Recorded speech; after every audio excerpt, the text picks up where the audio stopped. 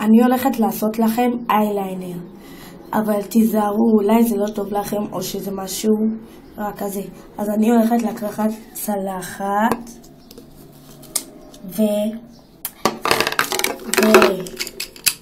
ועפרונות של עץ צבאי, ועכשיו בואו נתחיל.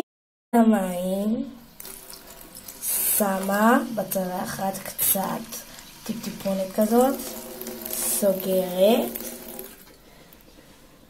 שמה ומתחילה לעשות את האייליינר המקורית, לפי דעתי, לא סתם. שמה את הטוש כזה במים,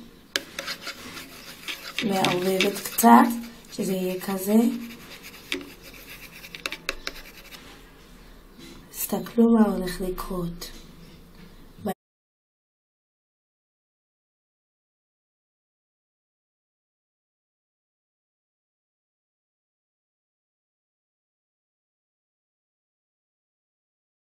תודה שצפיתם, תנו לייק, תנו תגובות ועוד רעיונות לסרטונים, ולבינתיים ביי.